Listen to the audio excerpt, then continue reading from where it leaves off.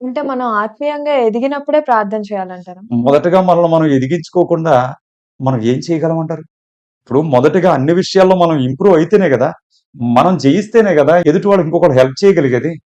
మనం జయించకుండా ఎదుటి వాళ్ళకి హెల్ప్ చేద్దామంటే ఆటోమేటిక్‌గా మనం ఫెయిలే. ఇలాగే అపోస్తలుడైనటువంటి పౌలు గారిని చూసి కొంతమంది ట్రై చేశారు దెయ్యాలను వెళ్ళగొడదామని. వాళ్ళ బట్టలు ఊడిపోవునంతగా పరుగులెత్తిచ్చినియి దెయ్యాలు. అంటే ఎవరో చేశారని చెప్పి మనం చేయకూడదు. మన యొక్క స్పిరిచ్యువల్ నాలెడ్జ్ ఏంటి? మన స్పిరిచ్యువల్ ఎబిలిటీ ఏంటి? ఇలాంటివి చూసుకోవాలి. విశ్వాసులు చూసుకోవాలి, సేవకులు చూసుకోవాలి. ఇంతకు ముందు రోజుల్లో విశ్వాసుల్లో ఆ ఎబిలిటీ ఉండేది. ఒక విశ్వాసి అక్కడ నుంచున్న దయ్యం పారిపోయేది. కనుక ఇలాంటి సామర్థ్యం చూసుకోకుండా, ఆత్మీయ సామర్థ్యం చూసుకోకుండా ఎళ్లి నిలబడితే దెయ్యాలు మనల్ని పరిగెత్తిస్తాయి. సరే సార్. మరి మీరు చెప్పినట్టే ప్రార్థన చేస్తే అంగీకరిస్తాడన్నారు కదా! మరి చాలా రకాల ప్రార్థనలున్నాయి కదా! కన్నీటి ప్రార్థనుంది, మోకాళ్ళ ప్రార్థన అంటున్నారు, ఇంకా ఉపవాస ప్రార్థన అంటున్నారు. మరి వీటి గురించి మీరేమంటారు?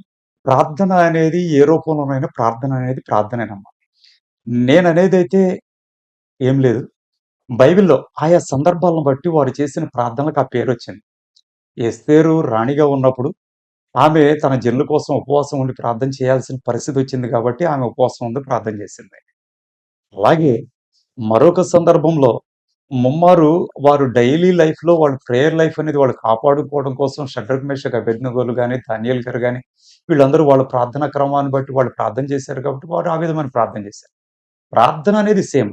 వారి పరిస్థితుల తీవ్రతను బట్టి, వారి అవసరతను బట్టి జరిగించే ప్రక్రియ తేడా ఉంటది. అది కన్నీటితోనైనా గావచ్చు, ఉపవాసంతోనైనా కావచ్చు, ఒక్కొక్కసారి అరిచైనా కావచ్చు, ఒక్కొక్కసారి స్లోగానైనా కావచ్చు.